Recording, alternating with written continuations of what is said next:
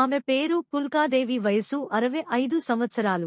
ఆమె ఊరు ఒరిస్సా రాష్ట్రం బరంపురం చెందిన మహిళ. బొబ్బిలి పట్టణంలో నెమలి పించాలు అమ్ముకుంటూ జీవనం సాగిస్తున్న నేపథ్యంలో గత వారం రోజుల క్రితం బొబ్బిలి రైల్వే స్టేషన్ సెంటర్లో ఓ గుర్తు తెలియని వాహనం ఢీకొని కాళ్లకు గెడ్డానికి తీవ్ర గాయాలయ్యాయి. తన నోటిలో ఉన్న దంతాలు విరిగిపోయాయి. ఎముకలకు దెబ్బలు తీవ్రంగా తగిలాయి. అక్కడే ఉన్న కిశోర్ అనే యువకుడు వెంటనే బొబ్బిలి ప్రభుత్వ హాస్పిటల్ కి తీసుకుని వెళ్లి గాయాలకు కుట్లు వేయించి ప్రభుత్వ హాస్పిటల్లో ఇచ్చిన మందులు తీసుకుని ఆమెను బొబ్బిలి పట్టణంలో ఉన్న నోబెల్ స్కూల్ ఎదురుగా నిర్మాణంలో ఉన్న ఒక భవనంలో ఉంచారు.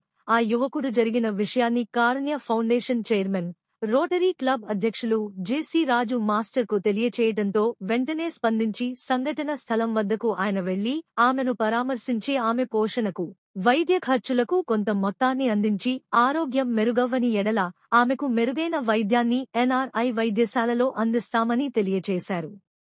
ఈ నేపథ్యంలో ఆదివారం ఆమె ఆరోగ్య పరిస్థితిని తెలుసుకునేందుకు ఎన్ఆర్ఐ సీఈఓ శ్రీనివాసన్తో కలిసి జెసి రాజు ఆమె నివసిస్తున్న ప్రాంతం వద్దకు వెళ్లి ఆమెను పరామర్శించారు.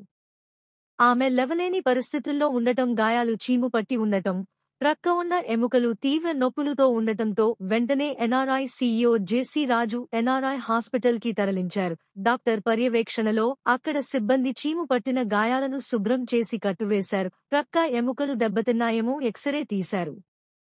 డెంటిస్ట్ పళ్లను పరీక్షించి వైద్యం అందించారు.